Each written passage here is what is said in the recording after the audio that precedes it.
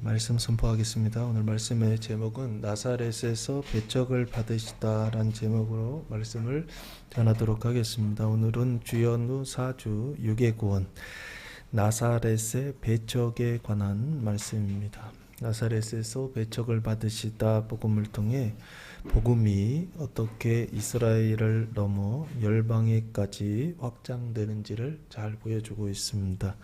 21절 말씀해 보시면 이에 예수께서 그들에게 말씀하시되 이 글이 오늘 너희 귀에 응하였느니라 하시니 라고 말씀하고 있습니다. 21절 말씀은 지난주에 21절 마지막 말씀과 이어지는 말씀입니다.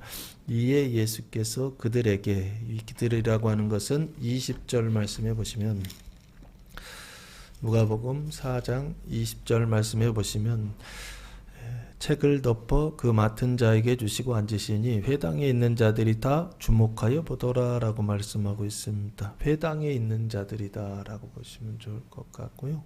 요 회당이라고 하는 것이 나사렛입니다. 나사렛에 있는 회당이에요. 그래서 나사렛 회당에 있는 자들에게 말씀하시되 라고 지금 말씀하고 있습니다. 이 사람들의 영적인 상태는 뭐라고 말씀드렸죠?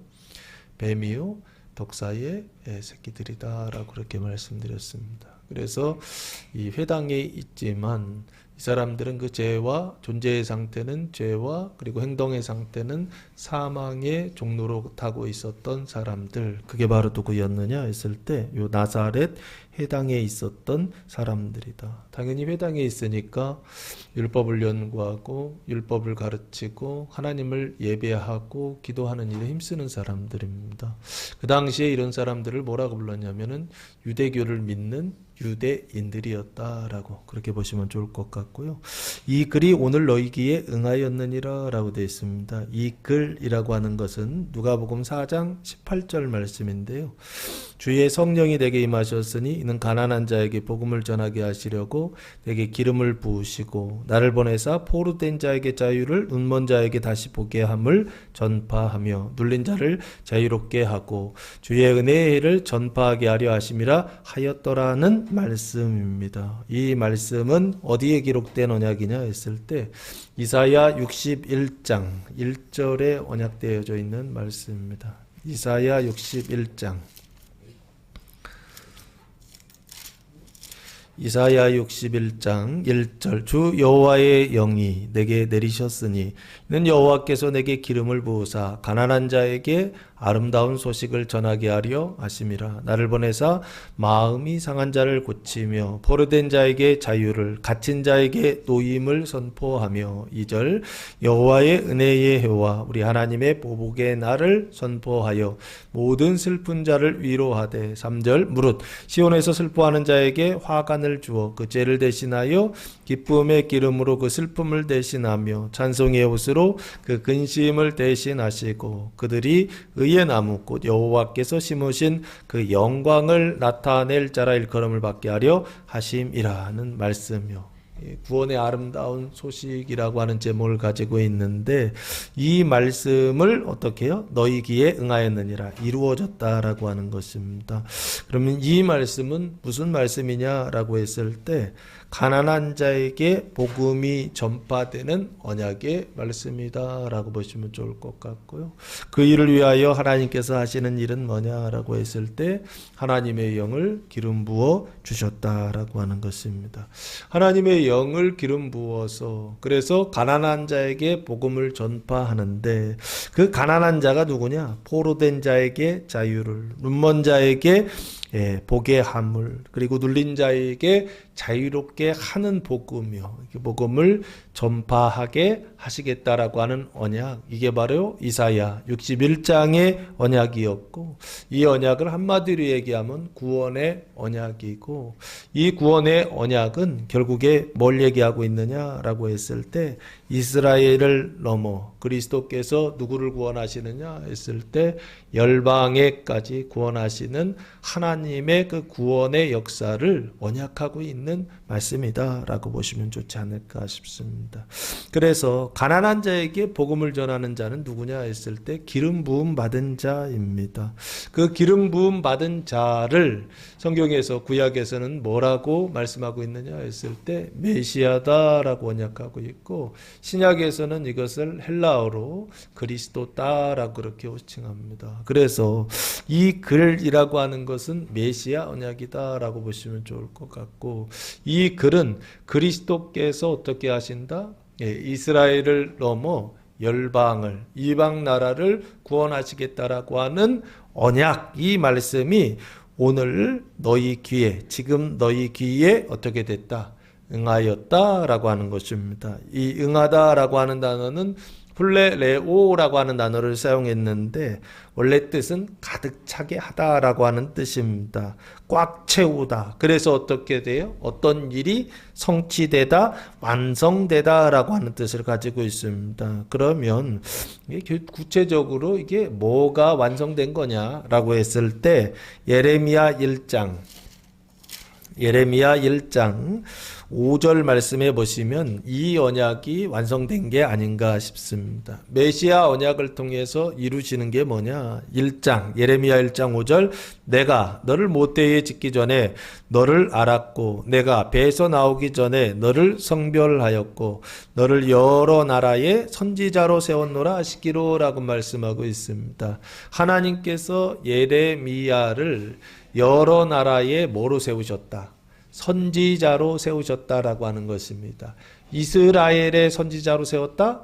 아니죠. 이스라엘의 선지자도 맞긴 맞아요. 그러나 이스라엘에는 어떻게 합니까? 배척을 당했죠. 그래서 예레미야는 그 별명이 뭐냐면 눈물의 선지자다라고 그럽니다. 왜 눈물의 선지자라고 그러죠? 이스라엘이 예레미야를 배척했기 때문에 그렇습니다. 그래서 하도 두드려 맞아서 눈물의 선지자다라고 하는 별명을 가지고 있는데, 왜 눈물의 선지자냐라고 했을 때 하나님의 언약이 그 안에 담겨 있기 때문에 그렇습니다. 무슨 언약이냐 했을 때 선지자는 선지자야. 그런데 이스라엘의 선지자가 아니라 어디의 선지자? 이스라엘을 넘어 여러 나라의 선지자로 하나님께서 누구를 세웠다? 지금 예레미야를 세웠다라고 하는 것입니다. 그래서 오늘 말씀에 너희 귀에 응하였다라고 하는 것은 뭘 얘기하느냐 했을 때 이스라엘의 선지자를 넘어 열방의 선지자로 세우시는 이 말씀이 이루어졌다라고 보시면 좋을 것 같고요. 한 절 더 보시면 1장 10절입니다. 예레미야 1장 10절, 보라 내가 오늘 너를 여러 나라와 여러 왕국 위에 세워 네가 그것들을 뽑고 파괴하며 파멸하고 넘어뜨리며 건설하고 심게 하였느니라 하시니라 라고 말씀하고 있습니다. 하나님께서 오늘 너를 예레미야를 어디에 세웠다? 여러 나라 여러 왕국 위에 세웠다라고 하는 것입니다. 세워서 무슨 일을 하느냐? 그 뒤에 뽑고 파괴하고 파멸하고 넘어뜨리고 건설하고 심게 하는 일, 이 일을 누가 하느냐 했을 때 예레미야를 통하여 하나님 하신다라고 하는 것입니다. 어디예요? 장소가 이스라엘이 아닙니다. 이스라엘을 넘어 어디를 향해? 열방 위에 이런 하나님의 일을 행하는 자로 누구를 세웠다? 예레미야를 세웠다라고 그렇게 말씀하고 있습니다. 그래서 오늘 다시 본문으로 돌아오시면 이 글이 오늘 너희 귀에 응하였다라고 하는 것은 메시아 언약이 성취되었다라고 하는 것인데, 그 메시아 언약은 지금 어디를 향하고 있느냐라고 했을 때 이스라엘을 향하고 있는 게 아닙니다. 이스라엘을 넘어 열방, 이방 나라, 이방이라고 하는 세상, 그 사람들이라고 하는 그 언약이 어떻게 되고 있느냐? 성취되고 있다라고 예수님 지금 말씀하고 있는 게 아닌가 싶습니다. 그래서 22절 말씀해 보시면 그들이 다 그를 증언하고 그 입으로 나오는 바 은혜로운 말을 놀랍게 여겨 이르되 이 사람이 요셉의 아들이 아니냐라고 반문합니다. 그들이라고 하는 것은 회당에 있는 나사렛 사람들입니다. 것입니다. 그 나사렛 사람들이 다 그를 예수를 증언했다라고 하는 것입니다. 그리고 두 번째는 그 입으로 나오는 예수님의 입으로 나오는 바 은혜로운 말을 놀랍게 여겼다라고 하는 것입니다. 이 은혜로운 말이라고 하는 단어는 카리스 로고스라고 하는 단어를 사용했는데 카리스 은혜라고 하는 뜻입니다. 선물이라고 하는 뜻인데 은혜의 말씀이라고 보시면 좋을 것 같고 예수님께서 하신 은혜의 말씀을 한마디로 얘기하는 뭐냐 했을 때 이게 은혜 언약을 지금 설교하고 있다라고 설명하고 있다라고 보시면 좋지 않을까 싶습니다. 은혜 언약이라고 하는 것은 무엇입니까? 사람이 타락했기 때문에 하나님께서 주신 언약이다라고 그렇게 말씀드렸죠. 하나님의 말씀을 지킬 수 없는 사람들에게 완전히 타락하고 전적으로 타락해서 하나님의 말씀을 지킬 수 없는 사람들에게 하나님께서 주신 새로운 언약이죠. 그게 은혜 언약입니다. 은혜 언약은 네가 하는 것이 아니라 누가 하신다? 내가 한다. 하나님이 일하셔서 너희를 어떻게 한다? 구원하신다라고 하는 것입니다. 그것을 어떻게 하라? 믿고 의롭게 되라. 믿고 구원을 받아라 라고 하는 언약이 은혜 언약입니다. 근데 이 반대되는 언약이 있다 그랬죠. 그 언약은 뭐죠? 행위 언약이라고 그랬죠. 행위 언약은 무엇입니까? 하나님의 일을 믿는 게 아닙니다. 사람의 일을 통하여 사람이 열심을 내고 사람이 수도하고 사람이 자기를 길에 닦아서 그래서 어디에 이른다라고 하는 것입니까? 구원에 이르고 의에 이른다라고 하는 언약이요. 이것을 행위 언약이다라고 그렇게 설명드렸습니다. 이 언약은 잘못된 게 아닙니다. 이 언약은 언제 주신 언약이냐? 창세기 2장 타락하기 이전에 주신 언약입니다. 그래서 사람이 완전의 단계를 지나서 영생과 영화의 단계에 들어갔을 때에는 어떤 언약이 강하게 강조되느냐면 행위 언약이 강조됩니다. 은혜 언약과 행위 언약은 반대되는 게 아닙니다. 그러나 행위 언약이 강조될 때는 왜 강조되느냐라고 했을 때 하나님과 내가 예수님과 내가 완전한 일치를 이루기 있기 때문에 내가 하는 것이 하나님이 하는 것이고 하나님이 하는 것이 내가 하는 일이 되기 때문에 그래서 행위를 강조합니다. 그게 어디에 있죠? 히브리서부터 기록되어 있습니다. 히브리, 야고보, 베드로, 전후, 요한 1, 2, 3, 요한계시록까지 쭉 말씀을 보시면 처음부터 끝까지 계속 뭐를 강조하느냐라고 했을 때 믿음으로만 구원받는 것 아니다. 행함으로 구원받는다라고 하는 이야기를 하고 있습니다. 거기서 말하는 행함은 어떤 행함을 얘기하느냐라고 했을 때 앞에 빌레몬까지를 지나온 행함을 얘기하는 겁니다. 사도 바울의 서신이 끝나는 단계까지 지난 거예요. 그게 뭐냐라고 했을 때 그리스도와 완전한 일치를 이루었다라고 하는 것입니다. 점과 흠과 티가 없는 상태가 되었다라고 하는 것입니다. 온전한 이스라엘의 상태의 그 언약을 성취한 단계에 머물러 있다라고 하는 것입니다. 이런 사람들에게 필요한 것이 바로 뭐냐라고 했을 때 그 다음 언약이 하나 있습니다. 이스라엘을 넘어 어디 위에 세워지는 이방 나라, 이방 세상, 이방 사람들 위에 이스라엘이라고 하는 땅을 넘어 바다에까지 가는 하나님의 그 언약이요. 그 언약이 성경에 기록되어 있는데 그 언약을 강조할 때 뭘 강조하느냐? 믿음을 강조하지 않고 행함을 강조할 수가 있다라고 하는 것입니다. 그래서 야고보서에 보면 사람이 믿음으로만 구원받는 것이 아니라 사람이 무엇을 통해서 이렇게 된다? 행함으로 이렇게 된다는 말이 나와 있습니다. 이 말씀 보면 교리에 충돌하거든요. 사람 믿음으로 구원받지 어떻게 행함으로 구원받느냐라고 생각할 수 있는데 그게 아닙니다. 왜 아니냐라고 했을 때 완전한 일치를 이루고 있는 사람들에게 지금 하고 있는 것입니다. 이 완전한 일치를 이루고 있는 사람들에게는 하나님의 사랑으로 충만한 사람들입니다. 그 사람들에게는 그 사랑이 어떻게 해요? 밖으로 흘러가는 것이 필요합니다. 그래서 하나님이 어떻게 하시느냐 했을 때 하나님의 일을 하신다라고 하는 것입니다. 그게 바로 뭐냐 했을 때 울타리를 낮춘다라고 하는 것입니다. 그래서 경계를 무너뜨린다라고 하는 것입니다. 그래서 사망이 흘러 들어오게 하신다라고 하는 것입니다. 이 일은 좋은 일이다, 나쁜 일이다? 좋은 일이다 라고 했습니다. 그래서 이스라엘이 열왕기 하 22장에서 25장에서 이스라엘이 망하죠.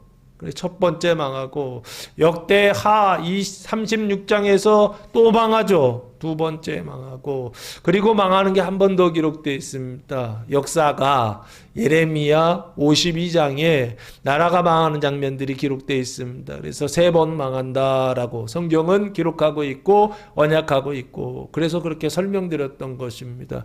이스라엘이 망해야 되는데 그 이스라엘이 망하는 것은 무엇을 위한 것이냐라고 했을 때 자기 자신의 완성을 위한 것이고 형제를 구원하기 위한 것이고 열방을 구원하시는 하나님의 경륜 때문에 이스라엘은 어떻게 되더라?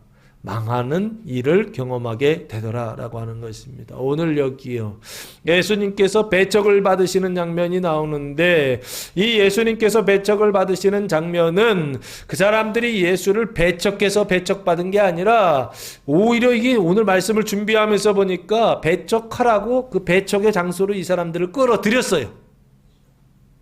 나사렛 사람들이 처음부터 예수를 배척하려고 했는지 이건 잘 모르겠으나 원래는 배척하려고 하는 어떤 것이 없습니다. 그런데 예수님께서 마치 이 사람들을 배척하는 상황으로, 배척하는 자리로 데리고 오셨어요. 인도에 가고 계세요. 그래서 결국에는 배척을 하게 하세요. 이게 하나님이 일이고 이게 예수님께서 하신 일이 아닌가 싶습니다. 왜요? 이스라엘 위에 세워졌던 하나님의 선지자가 어디 위에 세워지게 하시려고요?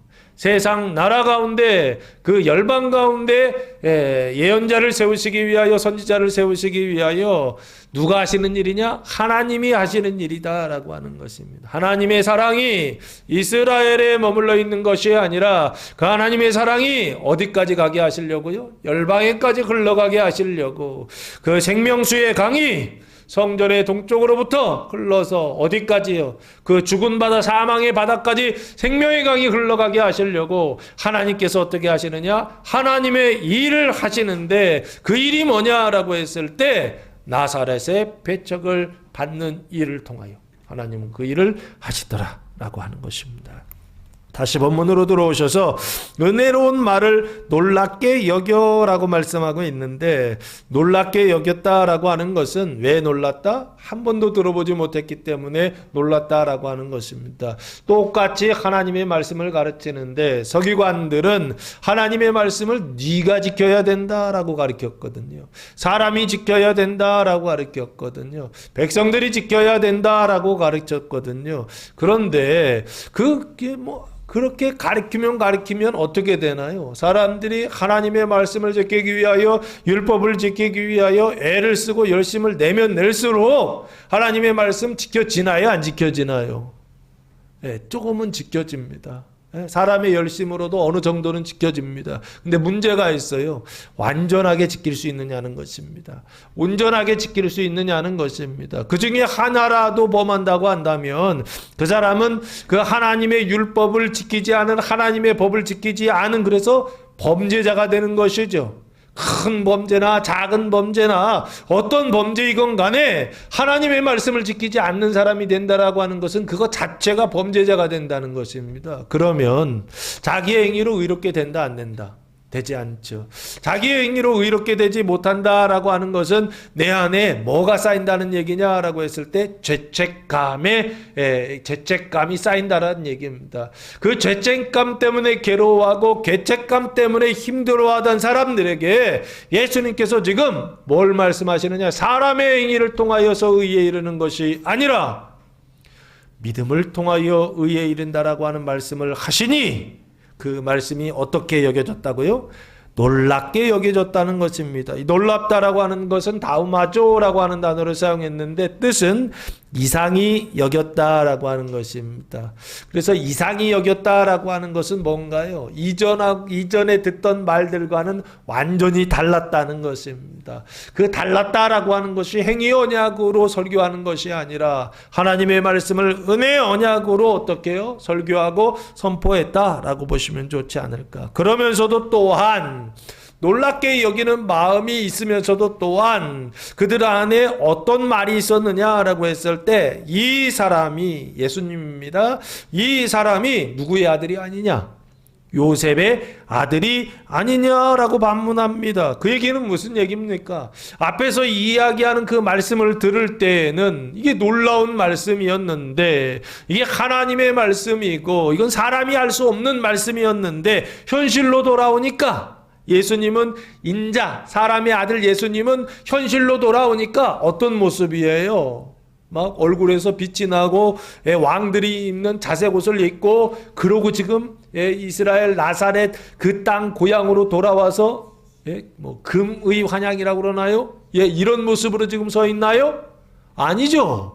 지금 광야에서 바로 앞에 보시면 광야에서 마귀에게 40일 동안 금식하고 나서 시험을 받으시고 돌아오신 거거든요. 그러면 그 몰골이 어땠겠느냐 말이에요. 예? 몸에서 냄새가 날까 안 날까요? 예? 얼굴은 살은 없고 얼굴에서는 냄새가 나고 뭐 옷은 뭐 제대로 빨고 돌아다니셨을까요? 부자가 아니셨으니까 그러지도 않으셨을 것 같아요. 완전히 다 새로 다 세팅하고서 그리고서 지금 나사렛에 이렇게 출정하신 건가요? 아닐 것 같아요. 이 사람이 누구의 아들이냐? 현실로 돌아왔더니 요셉의 아들이 아니냐라고 보이기 시작하더라는 것입니다. 요셉은 누구입니까? 아버지죠. 부모할 때 부입니다. 아버지이고요. 그 요셉의 아들이라고 그랬습니다. 이 요셉이라고 아들이란 말이 무슨 말이냐라고 했을 때 요셉의 아들이란 얘기는 이 사람은 이런 사람이다라고 하는 표현입니다. 요셉의 직업이 뭐냐면요. 마태복음 13장 성경에 보면 예수님의 직업도 나와 있고 요셉의 직업도 나와 있습니다. 마태복음 13장 55절 말씀, 이는 그 목수의 아들이 아니냐. 그 목수, 이 그라고 하는 것이 요셉입니다. 요셉 목수의 아들이 아니냐. 그 어머니는 마리아, 그 형제들은 야고보, 요셉, 시몬, 유다라 하지 않느냐. 자매들도 있습니다. 56절, 그 누이들은 다 우리와 함께 있지 아니하냐. 그런즉 이 사람의 이 모든 것이 어디서 났느냐 하고 예수를 배척한지라 라고 말씀하고 있습니다.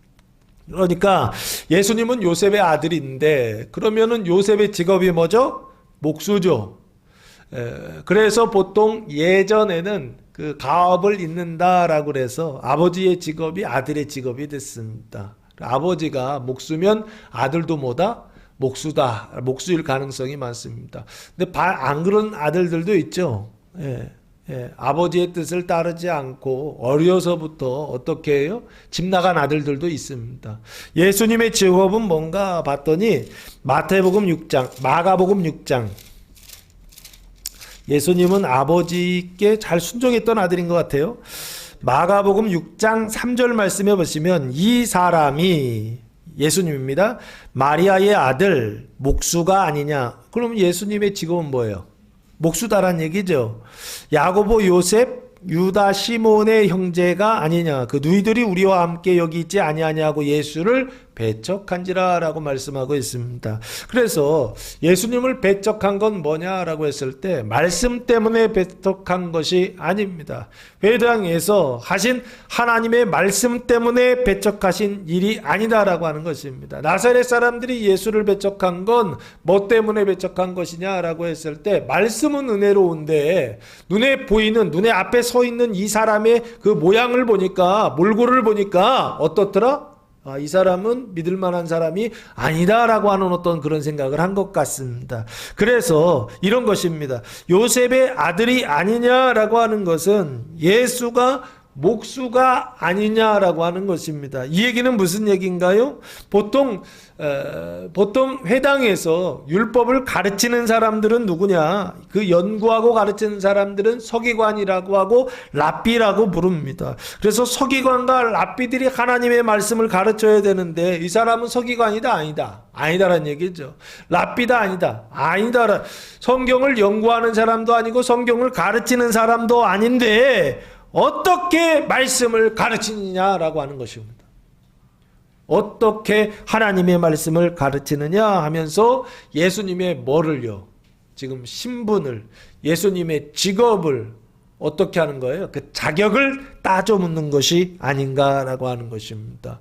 그러면 이런 거죠. 말씀은 분명히 하나님의 말씀인 것 같은데 눈에 보이는 현실은요.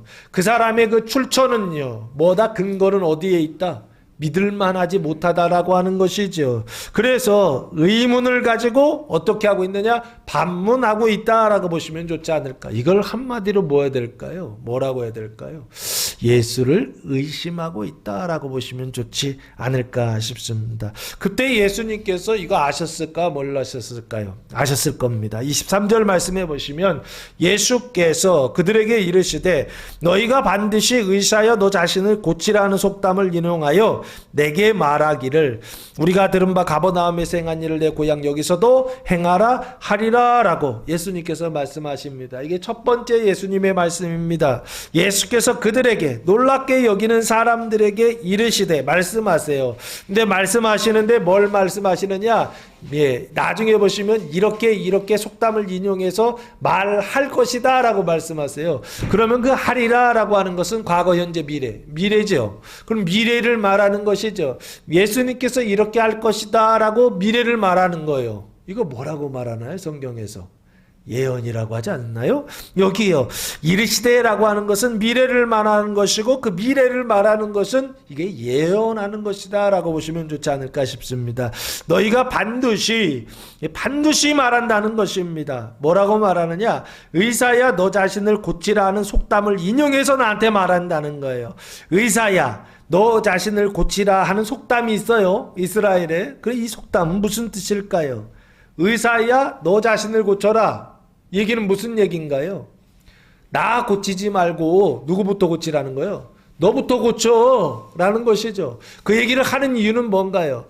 의사가 명의라고 한다면 너 자신을 먼저 고쳐라 이런 얘기 할까 안 할까요? 안 하겠죠. 그러면 사람들이 그 마음속에 의사 앞에 의사를 두고 어떻게 생각하고 있다라고 하는 거예요? 의사를 의심하고 있다는 얘기죠. 그리고 의사를 믿지 못하고 있다는 얘기죠. 그때 뭐라고 얘기하는 것입니까? 이 돌팔이야 그러는 거 아닌가요? 네? 아니 의사라고 하면서 그 꼬라지가 뭐냐 이겁니다.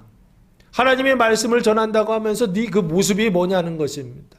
하나님의 말씀을 가르친다고 하면서 지금 너의 직업이 뭐냐라고 하는 것입니다. 너의 과거가 뭐냐라고 지금 묻는 거예요. 그 얘기는 무슨 얘기냐? 이 얘기죠. 만약 네가 의사라면 먼저 누구를 고쳐라? 너 자신을 고쳐서 네가 어떤 의사인 것을, 병을 고치는 의사, 돌팔이 아니다라고 하는 그것을 어떻게 하라는 거예요? 증명하라라고 하는 말이 아닐까. 완전히 비아냥거리는 거죠. 너는 의사도 아니야. 뭐 이런 거죠. 왜요?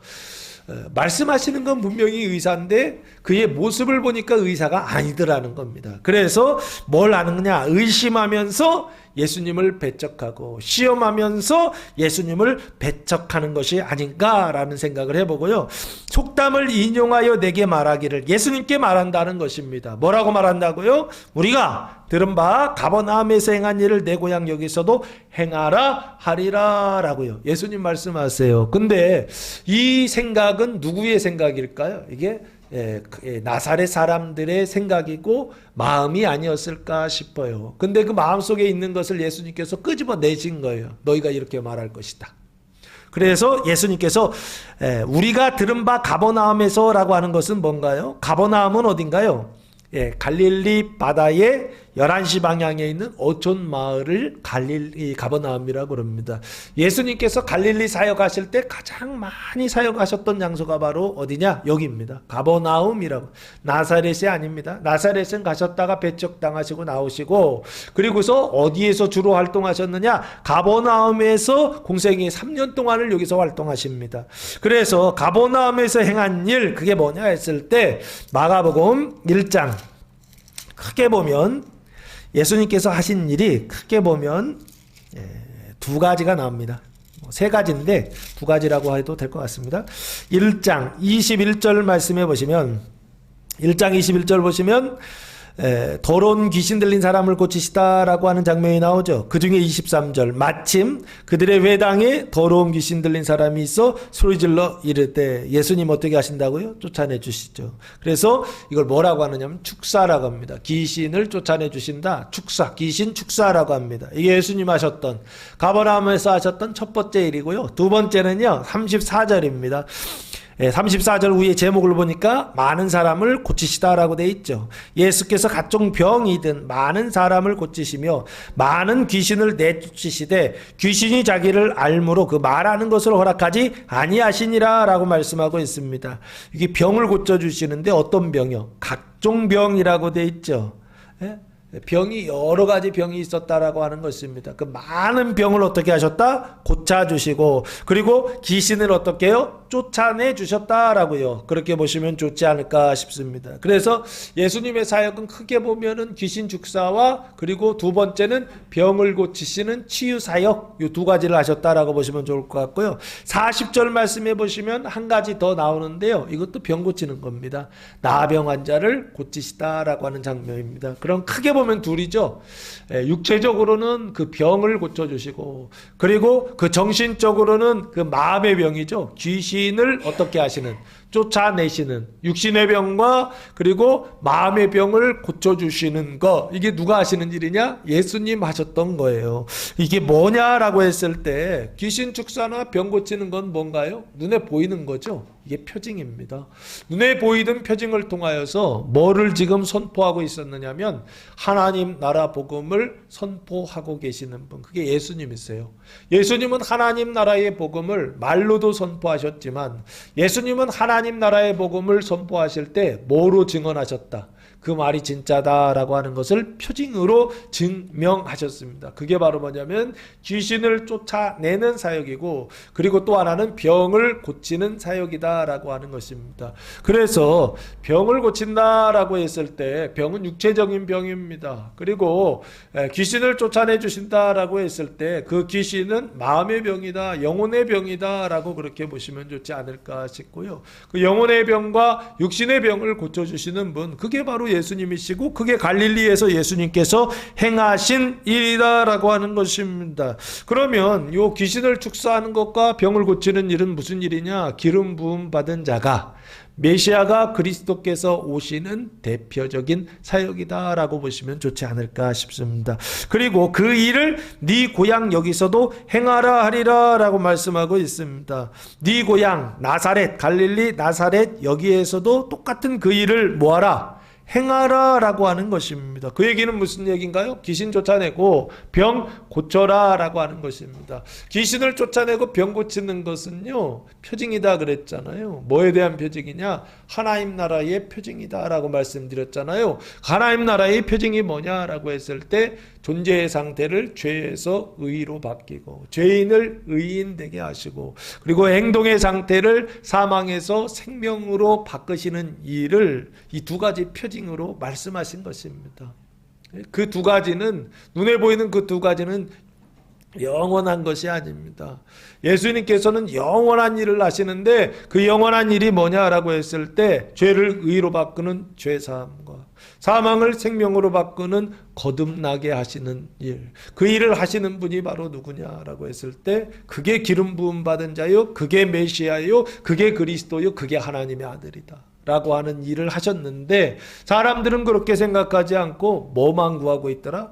표징만을 구하고 있더라라고 하는 것입니다. 귀신을 쫓아내는 표징만을 구하고 병을 고치는 치유의 표징만을 구하는 사람들, 그게 바로 누구였느냐? 요 갈릴리 나사렛 사람들이다라고 하는 것입니다. 그래서 여기서도 행하라 라고 하면서 어떻게 해요? 예수님을 배척하더라라고 하는 것입니다. 예수님을 배척하는데 어떻게 배척하느냐라고 했을 때 이것을 증명하는 것으로서 어떻게 해요? 증명하는 것으로서 네가 누구인지를 드러내라라고 하는 것입니다. 네가 그리스도라고 한다면, 네가 메시아라고 한다면 병 고치고 귀신을 쫓아내는 그 일을 어디에서? 그 가버나움에서 행했던 것처럼 여기서도 똑같이 그 표징을 행하여서 그래서 네가 그리스도인 것을 어떻게 해요? 증명하라라고 하는 것입니다. 이건 맞아요? 틀려요? 예수님께서 메시아이심을 지금 어떻게 하는 거냐 했을 때 배척하는 것입니다. 첫 번째 배척은 뭐냐? 나사렛의 배척은 세 가지 배척인데요. 첫 번째 배척은 뭐냐? 메시아를 배척하는 것입니다. 그리스도를 배척하는 것입니다. 죄를 의로 바꾸고 사망을 생명으로 바꾸는 하나님 나라의 일을 배척하는 것입니다. 그게 바로 지금 나사렛의 배척이었다라고 하는 것입니다. 왜 배척을 했다고요? 눈에 보이는 뭐를 구하더라? 표징을 구하더라라고 하는 것입니다. 표적을 구하는 신앙이요. 눈에 보이는 것을 구하는 신앙이요. 이 신앙 때문에 어떻게 해요? 예수를 배척하고 그리고 여기에서는 메시아를 배척하고 그리스도를 배척하더라라고 하는 것입니다. 왜 배척했을까요? 그들 안에 있었던 그리스도의 상이 잘못되어 있기 때문에 그렇습니다. 그들 안에 있었던 메시아의 언약이 잘못되어 있기 때문에 그렇습니다. 이 사람들이 바라고 있었던 메시아는 뭐냐라고 했을 때 로마라고 하는 정치적인 눌림에서 로마 제국이라고 하는 그 식민지라고 하는 그 정치적인 해방을 시켜주시는 분, 그분이 바로 누구라고 생각했느냐면 메시아다라고 생각했던 것 같아요. 근데 예수님은 그 일을 하신다 안 하신다? 전혀 예수님은 거기에 관심이 없으세요. 그러다 보니까 어떻게 표적을 구하는 그 신앙을 통하여서 그걸 나타내면 예수님을 지금 누구로 삼으려고 하는 거냐면 정치적인 메시아 왕으로 이 사람들이 아마 삼으려고 하지 않았을까 싶습니다. 그래서 결국에는 그 로마의 압제로부터 이스라엘을 어떻게 해요? 해방하는 그 일이요. 그 정치적인 투쟁이요. 그 일들을 생각하고 있었던 사람들이 나사렛 사람들이 아닐까라는 생각을 해봅니다. 그러나 예수님은 그 일에는 관심이 있다 없다?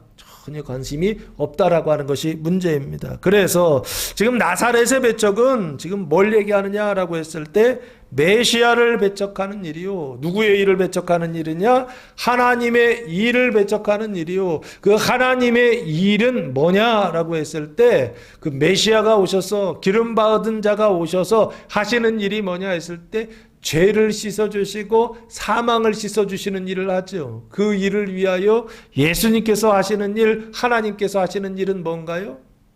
종이요 섬기는 자가 되어서 그래서 자기의 몸을 어떻게 해요? 사람들의 그 대속물로 주시는 일이요. 그게 바로 누구의 일이냐라고 했을 때 하나님의 일이요 메시아의 일이다라고 예수님 말씀하시지 않았습니까?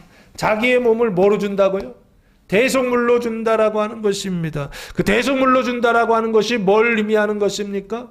저 사람의 죄값을 내가 받겠다라고 하는 것입니다. 저 사람의 사망의 그 잘못을 가증한 그 일에 대한 벌을 내가 받겠다라고 하는 것입니다. 죄의 값을 내가 받고 사망의 값을 내가 받아서 그래서 어떻게 해요? 내가 벌을 받겠다라고 하는 것이요. 이게 대속물이 되겠다라고 하는 예수님의 말씀입니다. 내가 이 세상에 온 것은 예수님께서 이 세상에 오신 것은 종이요 섬기는 자가 되기 위하여 오셨고 또한 예수님께서 이 세상에 오신 것은 메시아로 오신 것은 뭐하러 오셨다? 대속물로 자기 몸을 주시기 위하여 오셨다라고 예수님 말씀하셨습니다. 그 하나님의 일을 어떻게 해요? 이 사람들은 지금 배척하고 있더라라고 하는 것입니다. 우리나라도 지금 똑같습니다. 정치적으로요, 경제적으로요. 사회문화적으로 뭐 여러 가지 면에 있어서 사람들은 항상 뭐를 구하느냐라고 했을 때 눈에 보이는 표징이요. 우리가 이겼다, 우리가 졌다, 뭐 이러고 싸우고 있어요 지금요. 그러면서 누구를 배척하고 있더라? 메시아를 배척하고 있더라. 누구처럼? 나사렛 사람들처럼 메시아를 배척하고 있더라라고 하는 것입니다. 이게 바로 첫 번째 나사렛의 배척이다라고 하는 것입니다. 메시아를 배척하는 것이 아니라 메시아를 영접해야 되는데 나사렛 사람들은 어떻게 해요? 메시아를 배척하더라라고 하는 것입니다. 그래서 메시아를 배척한다라고 하는 것이 뭐냐라고 했을 때 마태복음 4장 5절에서 7절 말씀해 보시면 예수님께서 마귀에게 시험을 받으시는 장면이 나옵니다. 근데 첫 번째 시험, 돌이 떡이 되게 하라. 첫 번째 시험을 받으시고 두 번째 시험이 나옵니다. 그게 바로 여기 5절에서 7절까지 말씀인데요. 이에 마귀가 예수를 거룩한 성으로 데려다가 성전 꼭대기에 세우고 이르되 네가 만일 하나님의 아들이거든 그리스도이거든 뛰어내리라. 똑같은 말입니다. 기록되었으되 그가 너를 위하여 그의 사자들을 명하시리니 시편의 말씀입니다. 그들이 손으로 너를 받들어 발이 돌에 떨어지지 않게 하리로다 하였느니라 하면서 마귀가 시험을 해요. 그때 예수님께서 뭐라고 대답하시냐면 예수께서 이르시되 또 기록되었으되 주 너의 하나님을 뭐하지 마라 시험하지 마라 하였느니라 하시니라고 말씀하고 있습니다. 네. 그래서 지금 이 첫 번째 배척은 무슨 배척이냐라고 했을 때 하나님의 일을 시험하는 배척입니다. 첫 번째 돌이 떡이 되게 하는 시험이 지난주에 설명을 드렸다고 한다면 이번 주에는 두 번째 시험이 여기에 걸리더라고요.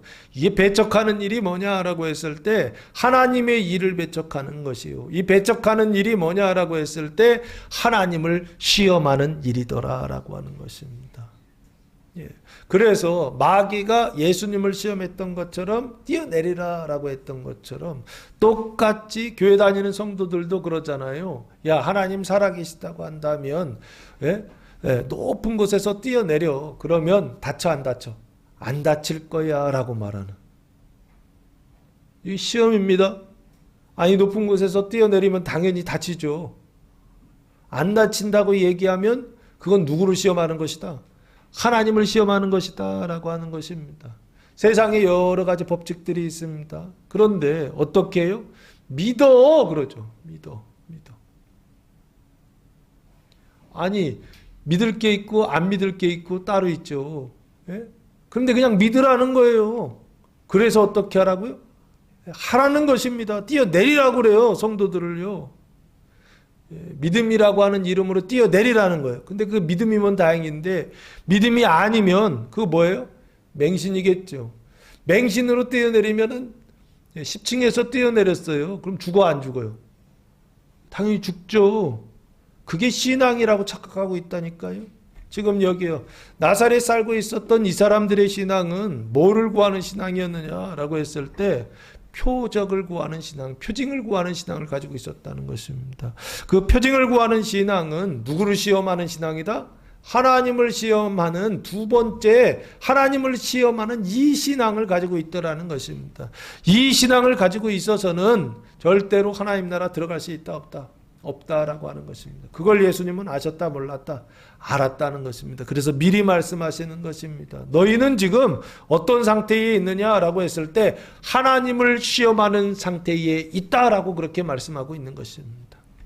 그래서 첫 번째 그 나사렛의 배척은 누구를 시험하는 배척이냐 했을 때 하나님을 시험하는 것이요, 그리스도를 시험하는 것이요, 메시아를 시험하는 것이요, 표적을 구하는 잘못된 신앙을 가지고 있더라는 것입니다. 그래서 지금 누구를요? 그리스도를 배척하고 있더라는 것입니다. 두 번째는요, 24절 말씀해 보시면 또 이르시되 내가 진실로 너에게 이르노니 선지자가 고향에서는 환영을 받는 자가 없느니라 라고 말씀하고 있습니다.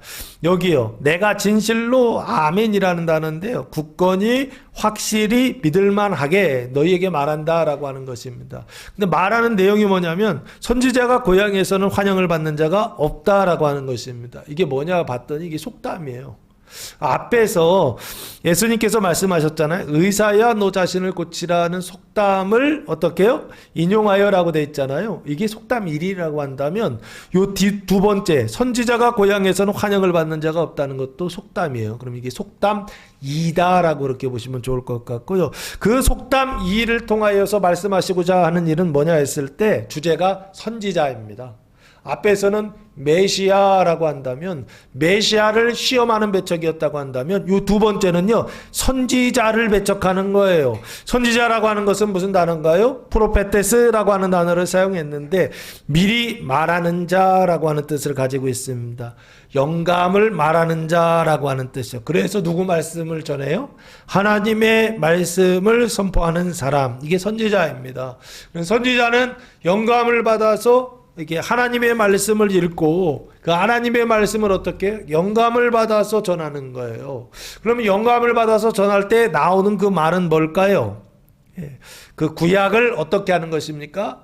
은혜 언약으로 뭐한다? 해석하고 선포한다라고 보시면 좋을 것 같습니다.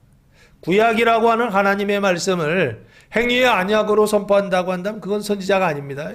선지자라고 하는 것은 점쟁이라고 우리가 생각하는데 미래를 맞춘다라고 생각하고 과거를 맞춘다라고 생각하는데 그게 선지자가 아닙니다. 그 눈에 보이는 표징인 것뿐이고 진짜 선지자는 누구냐라고 했을 때 영감을 받아서 하나님의 말씀을 뭐로 해석한다? 은혜 언약으로 해석하는 것입니다. 이걸 선지자라고 하고 이것을 호레마다라고 성경이 말씀하는 게 아닌가 싶고요. 그래서 선지자가 고향에서는 환영을 받는 자 있다 없다? 없다라고 되어 있습니다. 환영이라고 하는 단어가 덱토스라고 하는 단어를 사용했는데 원어는 데코, 원형은 데코마이라고 하는 단어입니다. 기쁜 마음으로 반갑게 맞음이라고 하는 뜻을 가지고 있습니다. 반갑게 맞아 드린다라고 하는 것입니다. 그래서 영접하는 자, 곧 그 이름을 믿는 자들에게는 할 때 그 영접한다라고 하는 게 여기 환영한다, 데코마이와 같은 단어인 것 같아요. 영접한다라고 하는 것입니다. 환영을 받는 자가 없다라고 예수님 말씀하고 있어요. 선지자는 고향에 가면 환영받는다 못 받는다? 절대 못 받는다라고요. 이런 속담이 어디 안에 있다? 이스라엘 안에 있다라고 하는 것입니다. 그래서 예수님께서 지금 아주 분명하게 속담을 통해서 선포하고 있는 것입니다. 예수님도 선지자이시잖아요. 예수님께서 고향에서 어떻게 되실 것이다. 배척을 지금 받았어요? 안 받았어요? 아직 안 받았어요. 배척을 받으실 것을 뭐 하고 있어요? 공언하고, 개인적으로 말하는 게 아닙니다. 공언하고 있다라고 보시면 좋지 않을까 싶습니다. 그러면서 예수님이 25절부터 구약 그 성경을 통해서 두 가지 예를 듭니다. 첫 번째는 25절, 내가 참으로 너희에게 이르노니 엘리야 시대에 하늘이 3년 6개월간 닫히 온 땅에 큰 흉년이 들었을 때에 이스라엘에 많은 과부가 있었을 때라고 말씀하고 있습니다. 엘리야 시대라고 되어 있죠. 엘리야는 누구인가요? BC 900년부터 849년까지 849년에 죽지 않고 불말과 불병거를 타고 하늘에 올라갑니다. 승천이라고 보시면 좋을 것 같은데 태어나서 900년에 태어나서 849년에 하늘에 올라간 사람이 엘리야입니다. 어디에서 예언 활동을 했느냐면 북이스라엘이라고 하는, 남과 북이 갈라졌거든요. 북이스라엘이라고 하는 나라에서 예언 활동을 했던 선지자, 그 대표적인 선지자가 엘리야다라고 하는 선지자고요. 엘리야라고 하는 말의 뜻은요, 엘리 하나님이시다라는 뜻이고요. 야는 여호와가 하나님이시다라고 하는 뜻을 가지고 있습니다. 하늘이 3년 6개월 동안 닫히요. 3년 6개월 동안 비가 내리지 않았다라고 하는 것입니다. 그래서 온 땅에 큰 흉년이 들었을 때에, 흉년이 들었다라고 하는 것은 식량이 거의 없다라는 뜻이고요. 이걸 뭐라 그러죠? 기근이다라고 보시면 좋을 것 같고요. 기근이 들었을 때에 이스라엘에 많은 과부 있다 없다? 있었다라고 하는 것입니다. 과부라고 하는 것은 무엇인가요? 남편이 없는 여자입니다. 결혼을 했어요. 결혼을 했는데 남편이 죽었던, 어쨌든 여기요, 남편이 없는 과부가 있었을 때라고 그럽니다. 그래서 이 과부는 뭐냐 했을 때 제가 볼 때 이런 거예요. 나중에 보면은 나병 환자가 나오거든요. 그러면 나병 환자도 표징이고 과부도 표징이구나라는 생각을 했습니다. 이 과부가 나타내는 표징은 뭐냐라고 했을 때 이겁니다. 남편이 없는 이스라엘의 상태를 지금 설명하는 것입니다. 남편이 아니라 애인이 있어요. 애인이. 남편은 버리고 남편은 죽고 누가 지금 같이 살고 있느냐? 애인하고 같이 살고 있어요. 그게 바로 누구냐면 바알이라고 하는 애인입니다. 그래서 그 바알 숭배하고 있는 이스라엘을 지금 표징으로 뭘 삼고 있느냐? 과부라고 지금 표현하고 있는 게 아닌가 싶어요. 근데 이스라엘에 많은 과부가 있었다라고 하는 것입니다. 하나님을 버리고 누구하고 지금 살고 있다고요? 애인하고 살고 있다는 거예요. 바알하고 살고 있다라고 하는 것입니다. 눈에 보일 때는 바알 숭배를 하고 있었다라고 하는 것입니다. 26절 말씀해 보시면 엘리야가 그 중 한 사람에게도 보내심을 받지 않고 오직 시돈 땅에 있는 사랍대의 한 과부에게 뿐이었으며 라고 말씀하고 있습니다. 엘리야가 그 중 한 사람, 이스라엘 과부 한 사람에게도 보내심 받았다 안 받았다? 안 받았다는 것입니다. 이 보내다라고 하는 것은 누가 보내시는 거예요? 하나님이 보내시는 거죠. 하나님이 누구를 보내시는 건가요? 엘리야 선지자를 보내시는 것이죠. 그 얘기는 무슨 얘기인가요? 자기 뜻대로 가는 게 아니에요. 누가 보내셔야 간다. 하나님의 뜻대로 하나님이 보내셔야 갈 수가 있는 것입니다. 근데 보내심을 받지 않았다라고 하는 것은 하나님이 보내시지 않았다는 얘기죠. 하나님의 뜻이 이스라엘 안에 있었다 없었다? 없었다라고 하는 것입니다. 그래서 오직 어디로 보내셨느냐? 시돈 땅에 있는 사렙다의 한 과부에게 뿐이었다라고, 과부에게만 보내셨다라고 하는 것입니다. 그래서 시돈이라고 하는 것은 어디냐 했을 때 두로와 시돈, 성경에서 이렇게 많이 나오죠. 두로라고 하는 도시가 있고 시돈이라고 하는 도시가 있어요. 근데 두 시가 같이 붙어 있어요. 가깝게 있습니다. 그래서 두로 시돈이라고 하는 단어가 구약에 많이 나오는데 이 시돈이라고 하는 나라는 페니키아라고 보시면 좋을 것 같습니다. 페니키아라고 하는 그 나라 안에 두로와 시돈 도시국가가 있다라고요. 지금 보면은 시리아 있죠.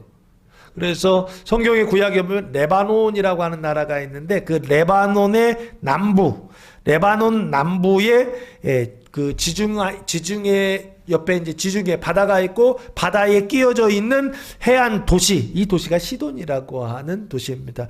그러니까 쉽게 얘기하면 이스라엘 바깥에 페니키아라고 하는 나라, 이방 나라의 도시다라고 보시면 좋을 것 같고요. 그 땅에 있는 사렙다의 한 과부에게 뿐이었다. 보내심을 받았다는 얘기예요. 그럼 이 사렙다라고 하는 건 뭐냐? 사르밧이라고 하는 단어의 뜻이고요. 이 단어의 뜻은 뭐냐면 금속을 녹여서 어떻게 하는 거냐면 재련하는, 정련하는 곳이다. 그래서 이 도시가, 시돈이라고 하는 도시가 금속을 이렇게 만들어 가지고 배를 만들고 금속을 만들어 가지고서 수출하는 어떤 제조업이 아주 강성인 나라이다라고, 도시이다라고 보셔도 좋지 않을까 싶고요.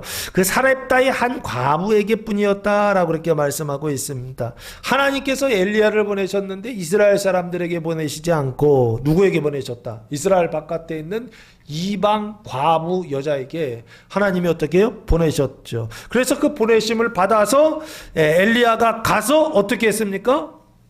떡 하나만 가져오라 시키지 않습니까? 그랬더니 이 여자가 뭐래요?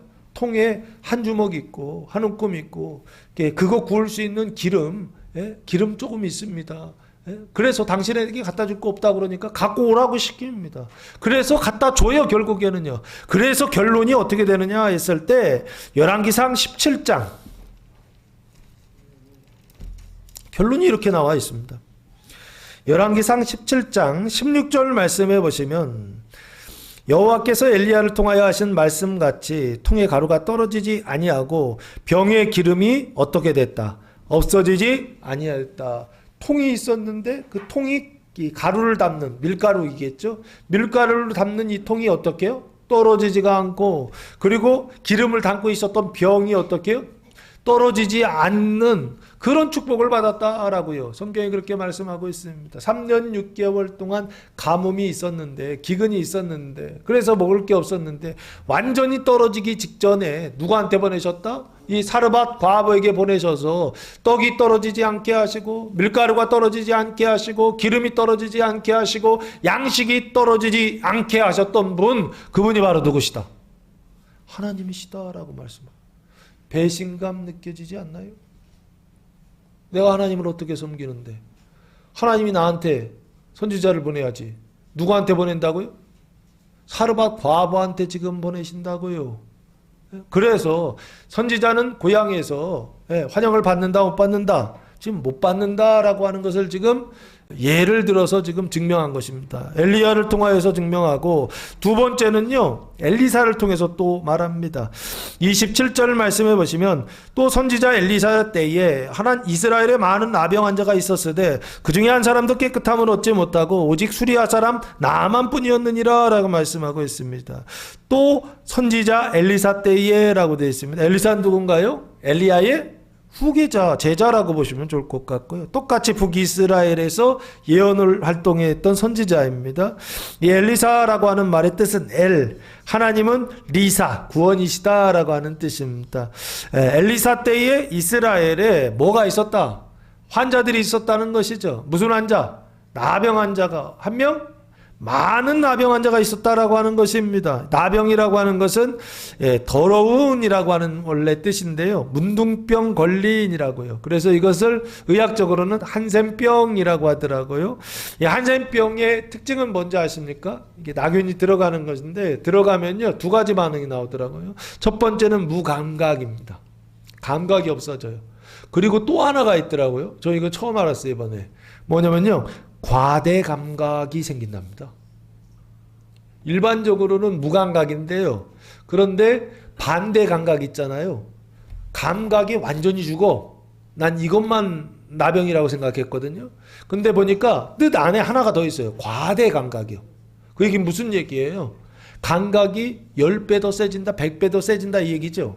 그러면 어떻게 되는 거예요? 그 고통과 괴로움이 완전히 지옥과 같겠죠. 그런 어떤 상태가 된 병이 이게 나병이라고 보시면 좋을 거예요. 감각이 없는 게 오히려 낫겠어요. 감각이 과대 감각이 되면 죽을 것 같을 거 아니에요. 그렇죠? 자, 그래서 여기요 나병 환자가 있었을 때라고 되어 있습니다. 그래서 나병 환자는 감각이 없어진다라고 그렇게 보시고, 그 중에 한 사람도 깨끗함을 얻지 못했다. 이스라엘 나병 환자 중에 한 사람도 깨끗함을 얻지 못했다라고 하는 것입니다. 근데 깨끗함을 받은 사람이 있어요. 어디 사람? 오직 수리아 사람 나만뿐이었다라고 되어 있습니다. 수리아는 어딘가요? 페니키아 우위에 아람이라고 하는 나라가 있습니다. 아람. 성경에 아람 군대 많이 나오잖아요. 아람이라고 하는 나라가 있었는데 이게 나중에는 아수르가 되죠.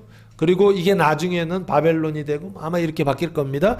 어쨌든 여기 아람이라고 하는 수리아 사람 나만뿐이었다라고 하는 것입니다. 나만은 누구인가요? 그 아람 군대, 수리아 군대의 대장군이에요. 군대의 대장군으로서 북이스라엘을 어떻게 해요? 나중에는 아수르가 돼서 멸망시키는 나라의 장군이란 말이에요. 그 장군이 어떻게 해요?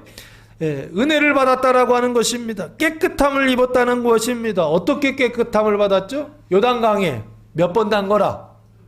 7번 담거라. 이야. 열왕기하 5장 14절입니다.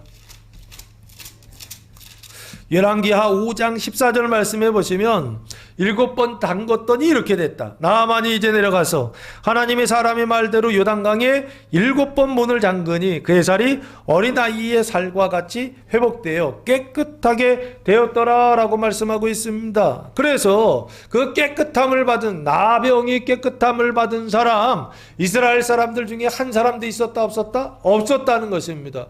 오직 어디 사람? 수리아 사람 나만만이 깨끗함을 입었다라고 하는 것입니다.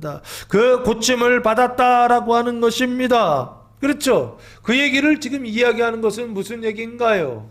이스라엘이 선지자를 배척한다?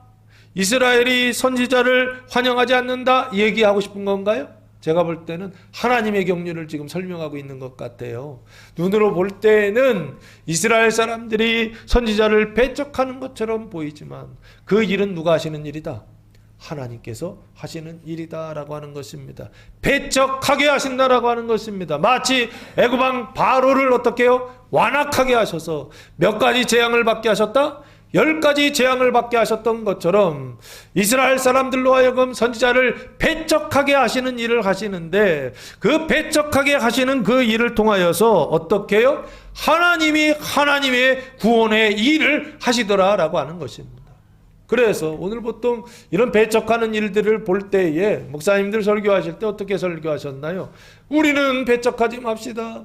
이스라엘은 배척했던 것처럼 우리도 하나님을 배척하고 우리도 선지자를 배척하고 그러지 맙시다. 어떻게? 마음을 활짝 열고 하나님을 영접하고 선지자를 영접하고 하나님의 말씀을 영접하는 교회와 성도들이 됩시다라고 옛날에 목사님들이 많이 그렇게 설교했어요. 근데 이 본문은 그 본문이 아니라고요. 영접해야 되겠죠. 근데 이 말씀은 그 말씀이 아니라고요. 배척하게 하시는 분이 누구다? 하나님이시다라고 하는 것입니다. 엘리야를 통하여서 배척하게 하시고, 그리고 엘리사를 통하여서 배척하게 하셔서, 그래서 이스라엘이 누구를 배척하게 하시더라? 선지자를 배척했는데 그게 이스라엘이 한 일이지만 그 일을 눈에 보이지 않는 곳에서 운영하시고 경영하시는 분이 누구시다? 하나님이시다 라는 얘기를 성경이 지금 하고 있더라라고 하는 것입니다. 그래서 나사렛의 배척은 결국에 뭐에 대한 배척이냐? 눈으로 볼 때는 선지자에 대한 배척이요, 하나님의 선지를 배척하는 것이요. 그 배척을 통하여 하나님은 무슨 일을 하시느냐 했을 때 이스라엘을 넘어 열방의 하나님의 선지자를 세우는 하나님의 일을 하시더라라고 하는 것입니다. 그것이 바로 나사렛 배척의 두 번째 의미입니다. 마지막으로 세 번째 배척은요, 28절 말씀해 보시면 회당에 있는 자들이 이것을 듣고 다 크게 화가 나서 화가 났다라고 말씀하고 있습니다. 나사렛 회당에 있는 자들이라고 되어 있죠. 이 회당이라고 하는 단어가 눈으로 볼 때는 유대인의 회입 장소입니다. 영적으로는 회당이 뭐냐 했을 때 요한계시록 2장 9절 말씀입니다. 내가 네 환난과 궁핍을 알거니와, 예수님 말씀하시네요. 실상은 네가 부요한 자니라, 자칭 유대인이라 하는 자들의 비방도 알거니와. 실상은 유대인이 아니요 누구의 회당이다? 사단의 회당이라 라고 말씀하고 있습니다. 그리고 또 3장 9절 말씀입니다.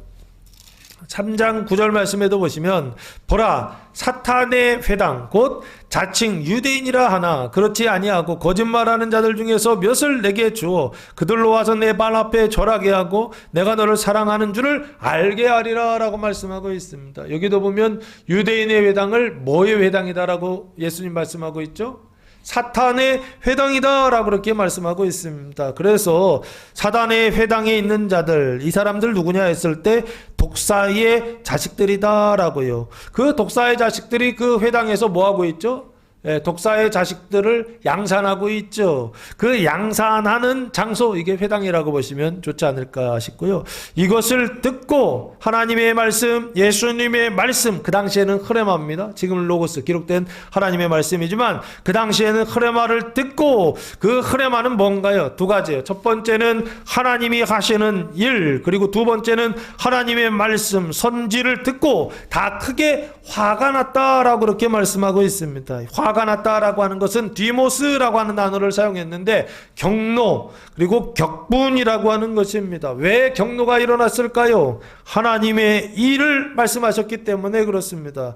왜 화가 났을까요? 하나님의 선지를 말씀하셨기 때문에 그렇습니다. 이 사람들 안에 있는 건 뭐예요? 사람의 일밖에 모르고, 이 사람들 안에 있는 건 뭐예요? 사람의 말밖에 모르는 사람들입니다. 그곳에 하나님의 일과 하나님의 말씀을 선포하였더니 나타나는 현상이 뭐더라? 화가 났다. 격분이 일어났다라고 하는 것입니다. 그래서 그것 때문에 막 경노해서 화를 내더라. 평상시 화내는 거하고 좀 다르죠. 아주 크게 화를 냈다라고 하는 것입니다. 이 화를 내는 건 좋은 건가요? 나쁜 건가요? 엄청 눈에 볼 땐 나쁜 겁니다. 그러나 영적으로 보면 엄청 좋은 거다라고 하는 것입니다. 왜 좋은 것이냐라고 했을 때 29절 말씀해 보시면 일어나 동네 밖으로 쫓아내요 그랬습니다.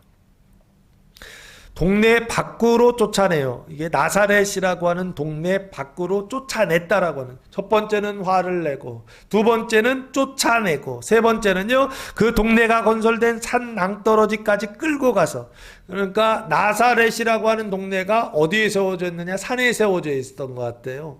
그래서 그 산에 세워져 있었는데 그 산 중에서도 낭떠러지가 있었어요. 그 낭떠러지까지, 절벽까지 끌고 가서 어떻게 해요? 밀쳐서 떨어뜨리고자 했다라고 하는 것입니다. 그러면 떨어지면 어떻게 되는 거죠? 죽는 거죠. 그럼 밀어서 떨어뜨려서 죽이려고 하는 거, 이거 뭐예요? 살인이죠. 지금 죽이려고 했다라고 하는 것입니다. 이게 사망의 어떻게 해요? 일이고 영벌의 일이고 사람의 일이고 뱀의 일이다라고 보시면 좋지 않을까 싶습니다.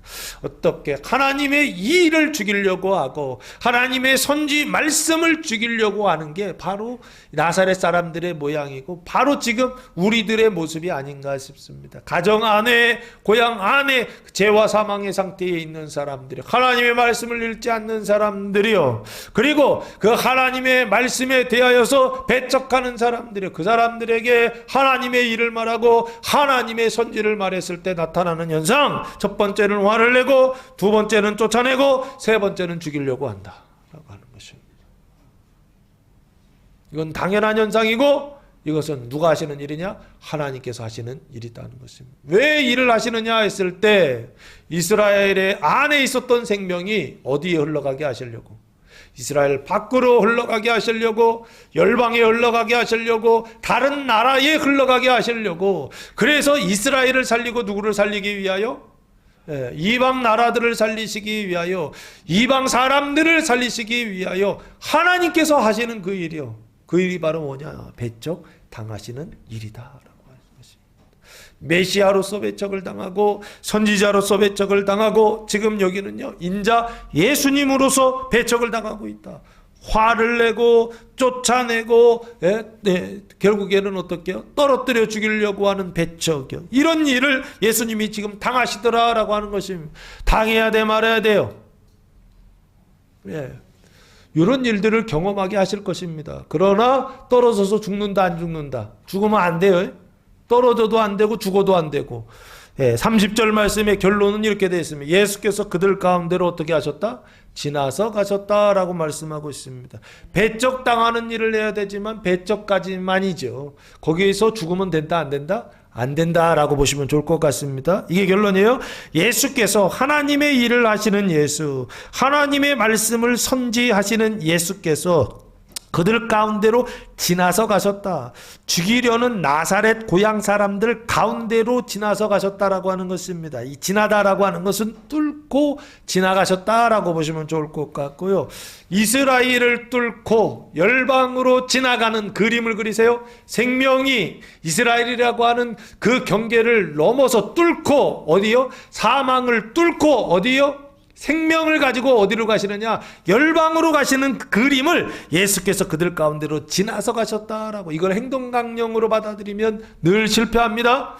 아니, 그 얘기를 하는 게 아니에요. 이걸 영입니다. 지금 영으로 말하는 것입니다. 이스라엘을 넘어 예수께서 그 생명을 가지고 어디까지 가시느냐? 열방에까지 가시기 위하여. 이 땅을 넘어 어디까지 가느냐? 바다까지 가시려고, 그 바다를 구원하시기 위하여 하나님께서 큰 길을 만드시고 계시는데, 그 큰 길을 만드시는 방법이 뭐냐라고 했을 때 배척당하시는, 고향에서 배척당하시는 그 일을 통하여서 하나님의 큰 길을 만드시고 계시더라라고 하는 것입니다. 그래서 예수님의 그 배척은 어떤 의미가 있느냐라고 했을 때, 고린도 전서 13장, 그 큰 길이 바로 이겁니다. 이 길을 만드시는 겁니다. 고린도전서 13장 9절에서 13절입니다.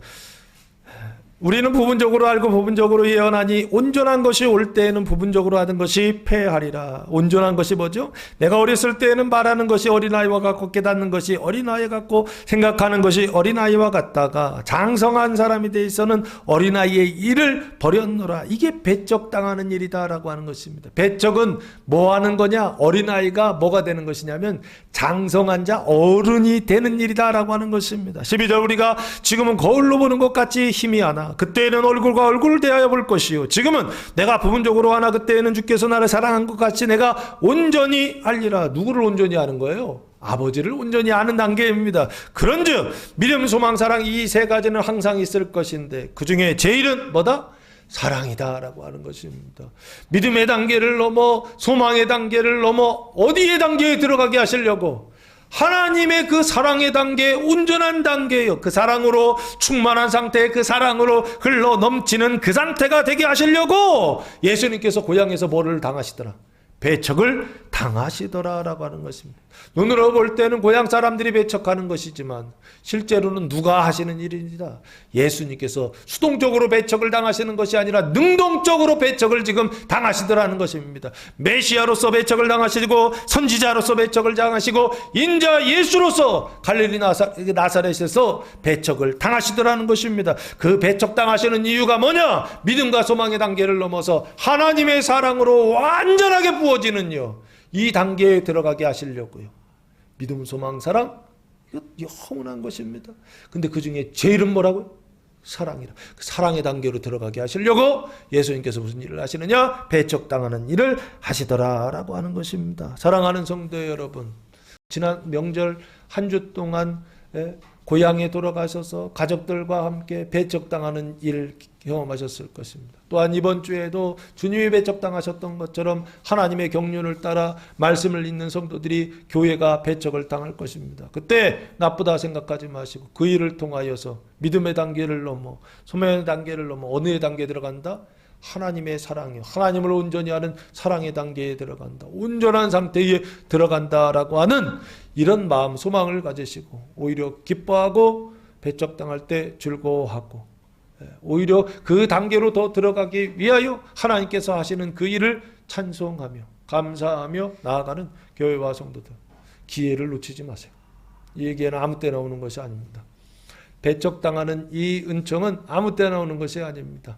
사람의 잘못으로 배척당하는 것은 벌받는 거고 하나님의 경륜을 따라 배척을 당하는 것은 사랑의 단계로 들어가기 위한 배척입니다. 이 배척을 당하실 때 영적으로 분별하시고 기뻐하며 오히려 하나님께 감사하며 예배하며 찬송하며 나아갈 수 있는 교회와 성도들 되시기를 예수님의 이름으로 축원합니다. 기도하겠습니다. 사랑과 은혜가 풍성하신 아버지 하나님, 감사와 찬송과 영광을 올려드립니다. 예수님의 나타나심을 기뻐하는 나사렛에서 배척을 받으시다 복음이 선포될 때 그 말씀을 믿고 따름으로 고향에서 배척을 받고 온전한 사랑으로 세워지는 교회와 성도들 되게 하옵소서. 이제는 우리 주 예수 그리스도의 은혜와 하나님 아버지의 무한하신 사랑하심과 성령의 교통하심이 사랑하는 성도들 머리에와 가정에와 교회에 이제로부터 영원토록 함께 하시기를 간절히 축원하옵나이다. 아멘.